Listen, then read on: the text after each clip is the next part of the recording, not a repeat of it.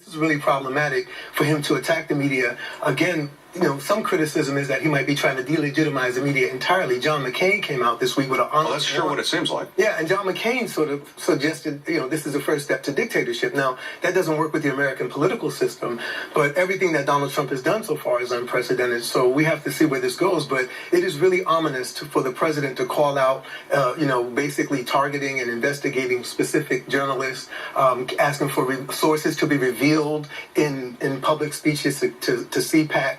This is it's not unprecedented in the sense that we can look at the history of Richard Nixon, we could look at OBJ, we could look at Barack Obama, we could look at Bill Clinton during his investigations and find these adversarial relationships with the media.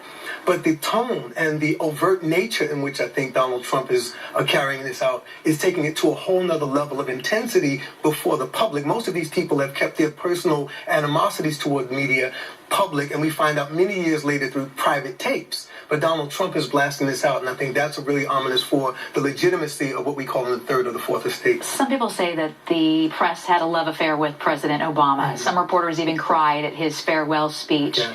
Do you think the press, mainstream media, is holding Donald Trump to a different standard or treating him like they treated President Obama? I think it all depends on how what ideological standpoint you come from, what party you come from in our system.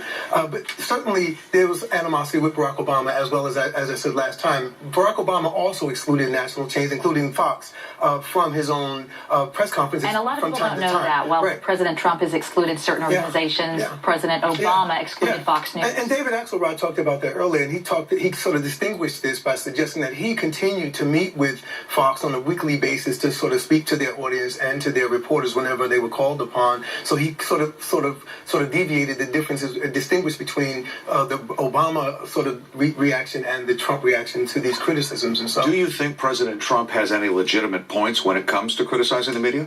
No, I think, the media is... You don't think he has perfect. any points? I don't think the media is perfect. I think the New York Times report he's talking about was inaccurate in terms of some detail. But in general, the issue of the connection between Russia and this administration, that was spot on. And that's a part of this investigation. And what I think some critics are going to suggest, this is all about a distraction, to distract from the issue of Russia.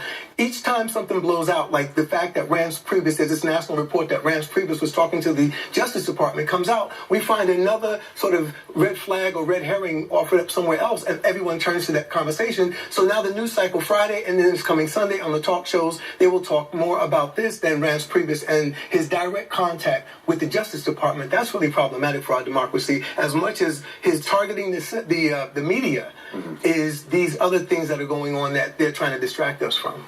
All right. Well, it certainly is an interesting discussion. Yes. Yeah. James, thank you. Thanks, James.